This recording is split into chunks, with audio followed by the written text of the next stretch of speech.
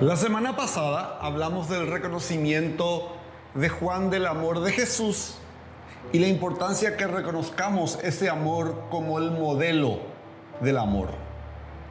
Esta mañana, esta tarde, esta noche, cuando usted lo esté viendo, yo quiero hacer un énfasis pasando de la relación del amor vertical de Jesús al horizontal en relación con nuestros semejantes. Y para eso quiero ir a la palabra, a la carta del apóstol Pablo, la primera carta a los Corintios, capítulo 13, versículos 1 al 3. La preeminencia del amor. Dice la palabra: si yo hablase lenguas humanas y angélicas y no tengo amor, vengo a ser como metal que resuena o címbalo que retiñe. Y si tuviese profecía y entendiese todos los misterios y toda ciencia, y si tuviese toda la fe de tal manera que trasladase los montes, y no tengo amor, nada soy. Y si repartiese todos mis bienes para dar de comer a los pobres, y si entregase mi cuerpo para ser quemado, y no tengo amor, de nada me sirve. Esta primera carta del apóstol Pablo a los Corintios, capítulo 13, llamado el capítulo del amor. Después habla que el amor es sufrido, es benigno. Pero yo me quiero quedar en estos tres primeros versículos, porque me hago nomás esta pregunta: ¿cuántos de nosotros sabemos qué es realmente el amor? Estamos inundados de Hollywood. Hollywood llamamos a lo que son los medios de comunicación social, a la televisión, al cine, o por qué no a los libros también, y que definen el amor como un romance, como algo de sensorial. Yo siento amor. Los escritores de canciones, los poetas, uno le lee a Gustavo Adolfo Bécquer, por ejemplo, han escrito de ella por añares. Pero ¿cuánto sabemos realmente al respecto? Yo creo que inclusive siendo cristianos, hombres de iglesia, nos cuesta conducirnos en amor. Tratamos de llevar nuestras cruces, pero alguien nos cruza y tendemos a perder la compostura y nos comportamos de la misma forma que el resto del mundo.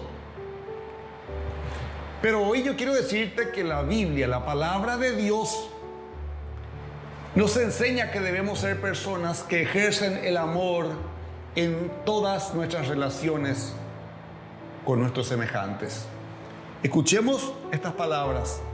San Pablo a los Efesios, capítulo 4, versículo 2.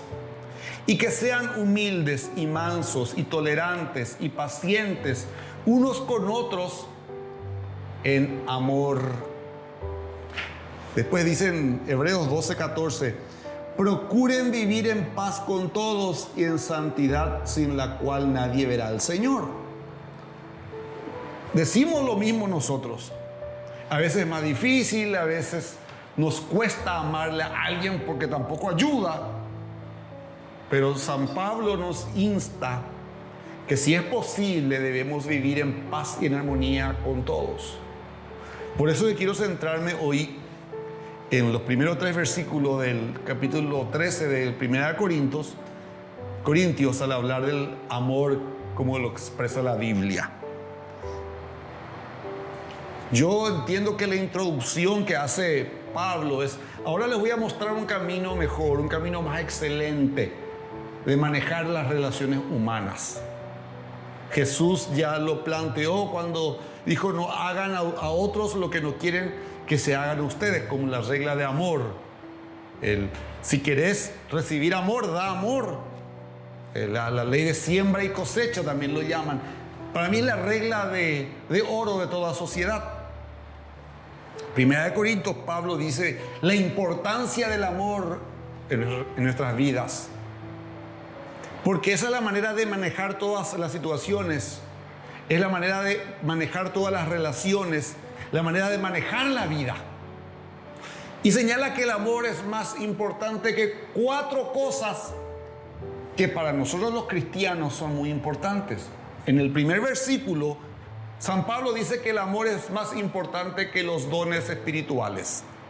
Dice, si yo hablar en lenguas humanas y angélicas y no tengo amor, vengo a ser como metal resonante o címbalo retumbante. Voy a explicar esto.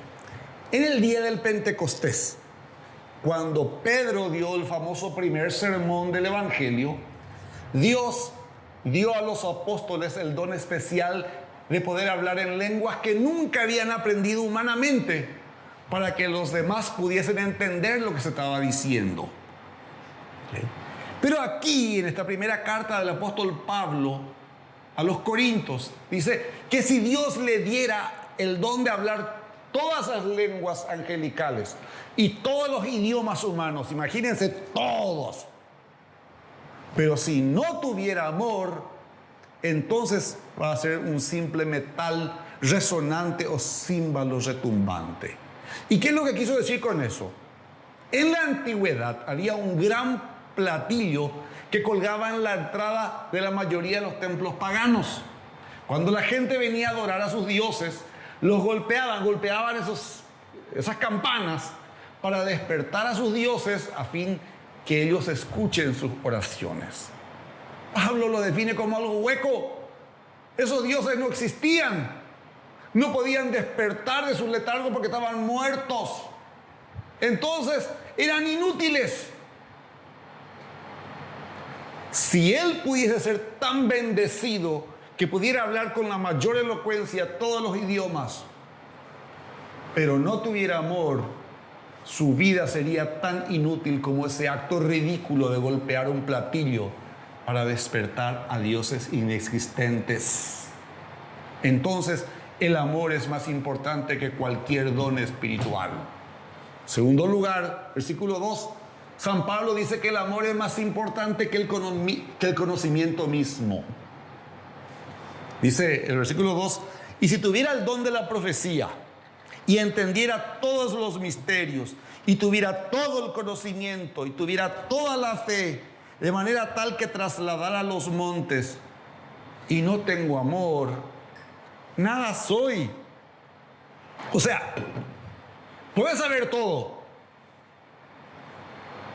Todo lo que puedes saber está metido en tu cerebro.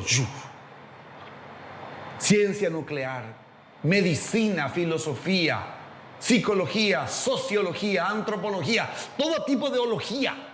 ¿Sabes todo? Pero si no tenés amor, de nada sirve. No sos nada en absoluto.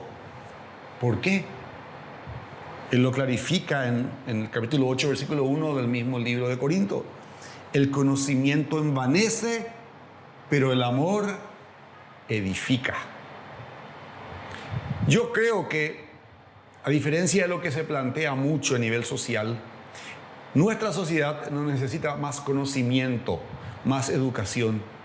Necesitamos más amor para no ser a los otros lo que no queremos que se nos haga a nosotros. Lo que debe cambiar en la sociedad es el corazón del ser humano para que luego la sociedad pueda cambiar. En tercer lugar, San Pablo dice que el amor es más importante que la misma fe. Cuidado, no dice que la fe no sea importante, dice que el amor es más importante nomás. Porque dijo, y si tuviera toda la fe, de tal manera que trasladara los montes, y no tengo amor, nada soy. ¿Cuál es tu fe? ¿Qué crees esta mañana, esta tarde, esta noche, con toda la certeza? ¿Crees que Dios creó al mundo? ¿Crees que Jesús es su Hijo unigénito, que Él vino al mundo, vivió una vida sin pecado, murió, fue sepultado y resucitó al tercer día? ¿Crees que Él está ahora al lado del Dios Padre, preparando un lugar para nosotros, como Él mismo lo dijo, intercediendo por nosotros, por eso oramos en su nombre, y que un día va a volver a buscarnos? Si vos crees todas estas cosas, está bien, te felicito. Pero la palabra aquí nos enseña que vos podés creer todas las cosas correctas, pero si no tenés amor, si yo no tengo amor, no somos nada. Porque incluso la fe no tiene ningún valor a menos que sea respaldado por el amor. Te doy un ejemplo. El sacerdote y el levita que Jesús menciona en el buen samaritano, que pasan al lado de la persona que fue golpeada y abandonada. No le hicieron caso al accidentado. ¿Por qué no? Y porque iban a cumplir sus obligaciones religiosas. No era que no tenían fe. Claro que tenían fe, pero carecían de amor por el semejante. Por eso dejaron de lado al hombre tirado, continuaron su camino. En la carta de Pablo a los Gálatas 5:6 dice: porque en Cristo Jesús nada vale la circuncisión ni la incircuncisión, sino la fe que obra por el amor. La fe que obra por el amor. No discutamos más doctrinas, no discutamos más ideologías. Expresemos y vivamos el amor, y eso cambia. En cuarto lugar, el amor es más importante que la misma generosidad, que la bondad, que la caridad. Pablo dice: y si repartiera todos mis bienes para dar de comer a los pobres, y entregara mi cuerpo para ser quemado, y no tengo amor, de nada me sirve. Versículo 3.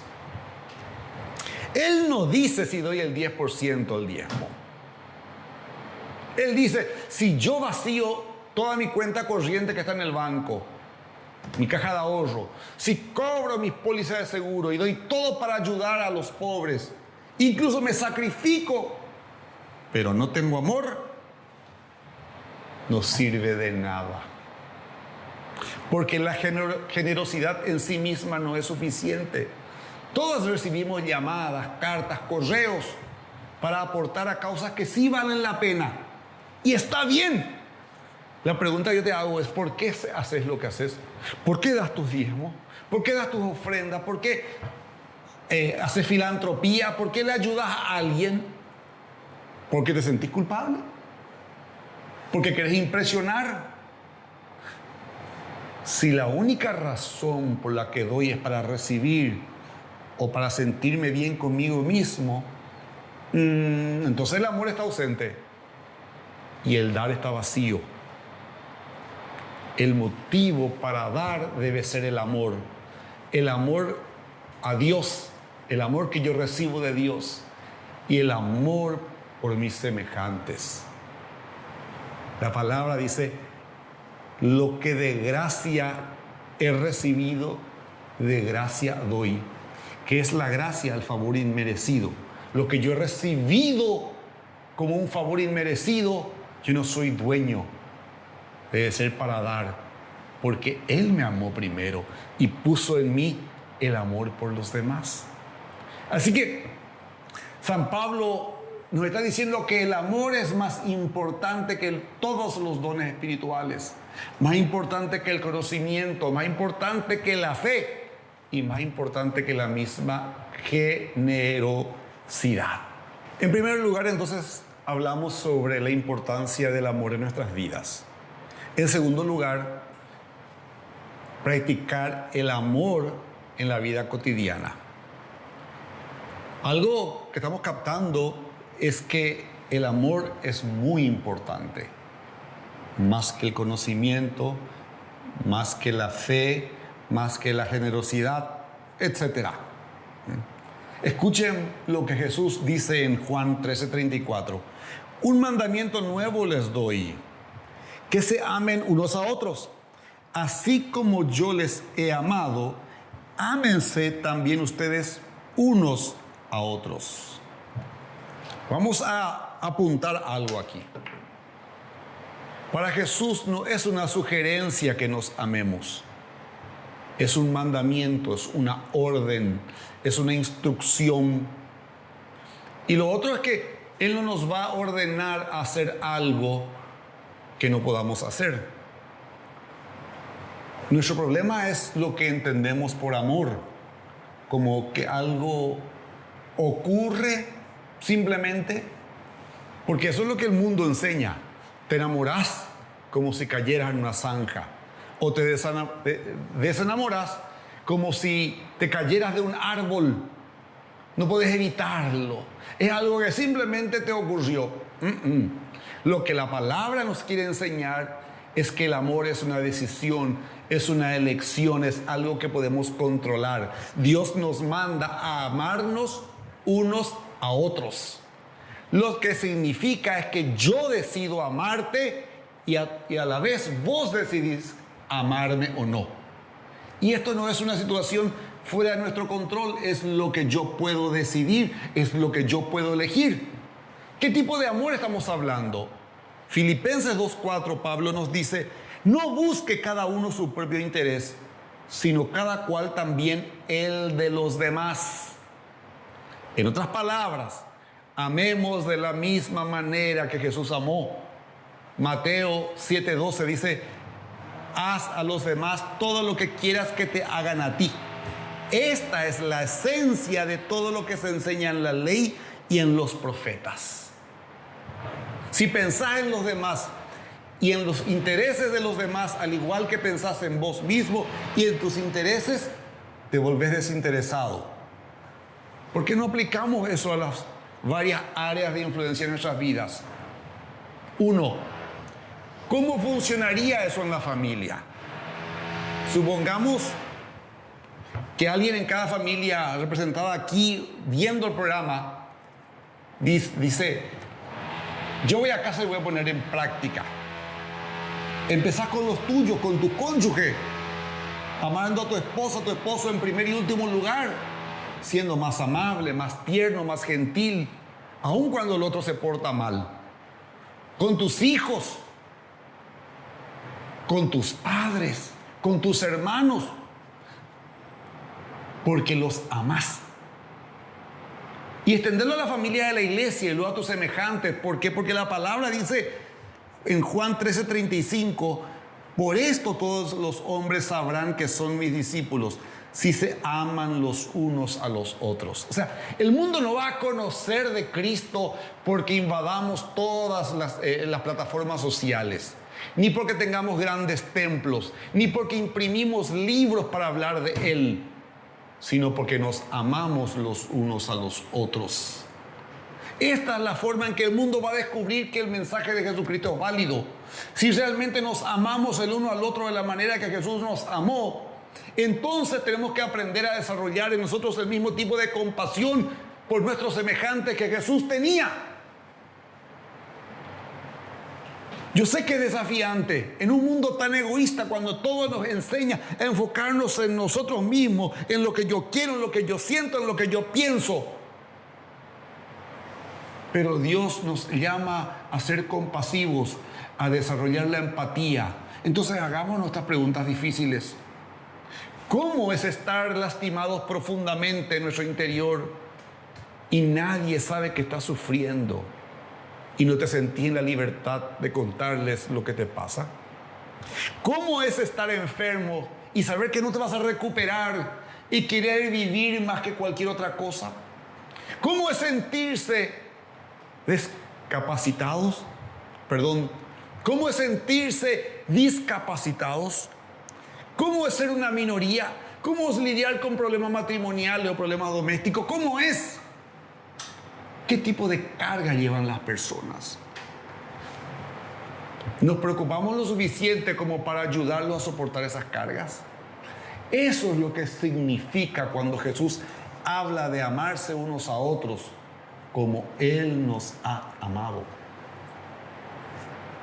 Hay una historia que yo quiero contarles. Un misionero se fue a la India.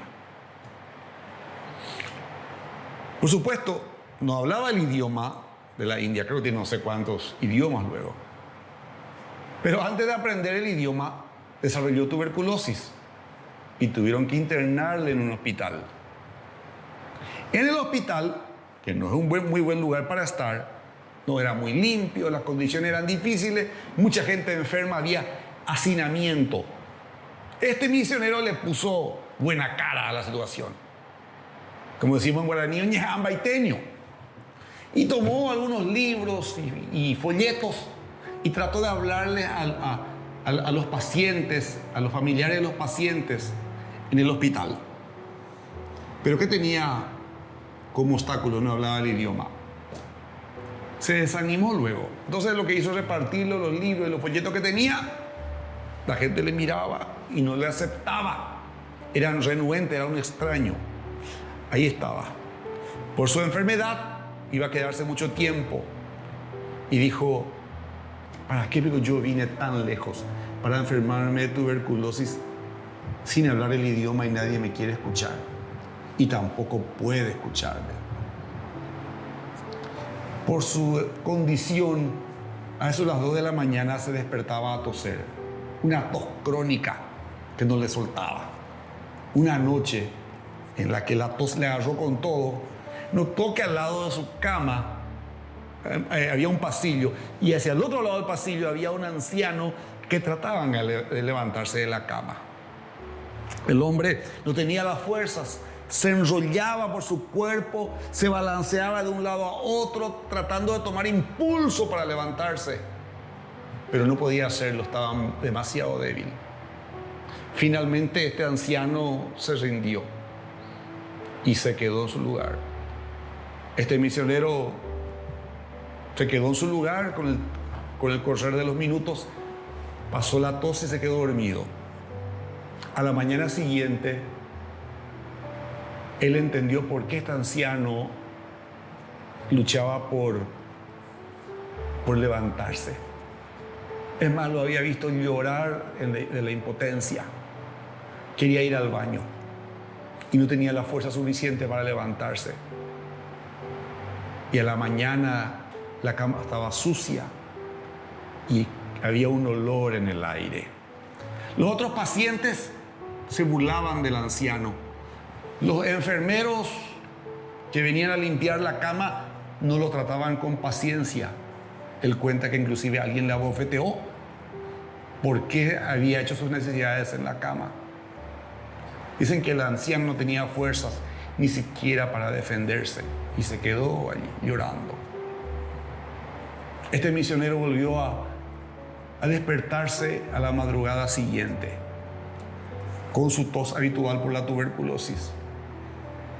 Y otra vez vuelve a ver al anciano poniendo todo de su esfuerzo para levantarse. No podía hacerlo. Se sintió tan mal este misionero que en su condición tuberculosa se levantó, cruzó el pasillo y le ayudó al anciano a ponerse en pie. Pero había sido este anciano, estaba tan débil que se cayó. No se rindió este misionero, le levantó y le llevó al baño. El baño no era más que un agujero sucio en el piso. Lo puso, lo aguantó, lo apoyó en sus brazos mientras este hombre anciano hacía sus necesidades. Le limpió, le llevó a su cama y lo acostó. Pero antes de volver a su cama, el anciano dice que le agarró su cara y le besó en la mejilla y le dijo algo en su idioma que él no entendió. A la mañana siguiente ocurrió algo increíble. Había pacientes esperando al momento de despertarse que le preguntaban si podían leer algunos libros y de los folletos que él había llevado. Otros que hablaban inglés le preguntaban sobre el Dios a quien este misionero adoraba y sobre su hijo que vino al mundo para morir por sus pecados. Este misionero contó que toda la literatura que había llevado al hospital lo había repartido y pidió más. Durante los meses que estuvo allí, muchos de los pacientes, e incluso médicos y enfermeras, llegaron a escuchar y a recibir a Jesús como su Salvador. Él concluye y dice, ¿qué hice? No prediqué ningún sermón, si ni siquiera entendía el idioma de ellos. No tenía algo que enseñarles, ni cosas maravillosas que mostrarles. Los libros habían rechazado al principio. ¿Qué es lo que hice? Todo lo que yo hice fue llevar a un anciano al baño, y cualquiera puede hacer eso. Está escrito, no importa cuánto sepas hasta que los demás entiendan cuánto les importas. Hay una manera más excelente de vivir y es la manera de Jesucristo, el modelo del amor, el amor sacrificial, el amor obediente, el amor supremo, el amor sincero. Esta mañana, esta tarde, esta noche, no importa cuándo lo veas, si no conoces a Jesús como tu Salvador, te hago esta invitación. ¿Y por qué no respondes a experimentarle a este Dios de amor que no llevó a un anciano, dio a su Hijo unigénito para que todo aquel que en Él crea no se pierda, mas tenga vida eterna? A ese Dios que nos envió a su Hijo para rescatarnos del pecado y darnos su vida y vida en abundancia. Para ese Dios que se encarnó y padeció muerte y muerte de cruz, todo por amor a nosotros. Por ese Dios que prometió no dejarnos solos. No importa la aflicción por la que estemos sufriendo, Él no nos va a dejar ni desamparar. Padre, gracias por tu palabra. Gracias por darnos el modelo del amor, Cristo Jesús, y por enseñarnos que para ti el amor es más que todos los dones, es más que el conocer todas las cosas, es más que hablar todos los idiomas, es más que todos los bienes que tengo y los reparto. El amor, experimentar de gracia y dar de gracia. Gracias por darnos la oportunidad de mostrarles a otros el amor.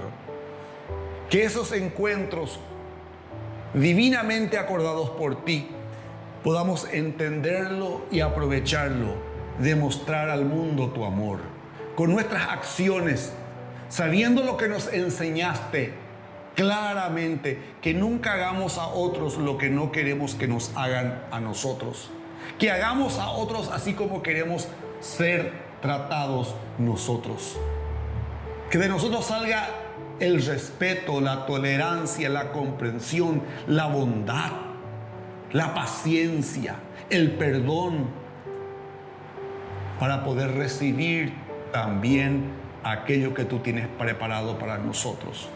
Yo te ruego por nuestro país, por nuestra sociedad, una sociedad que se ensaña por el que sufre, una sociedad rencorosa, una sociedad que no ama.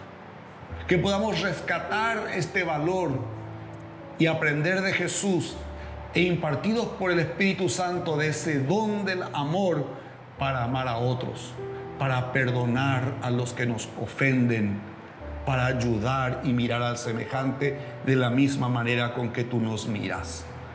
Rogamos por nuestro país para que sea conocido como el país del amor. Rogamos por nuestras iglesias, rogamos por nuestras familias, rogamos por todos y cada uno de nosotros, el amor que cubra multitud de faltas. En Cristo Jesús. Amén y amén. Feliz mes del amor. Que Dios te bendiga.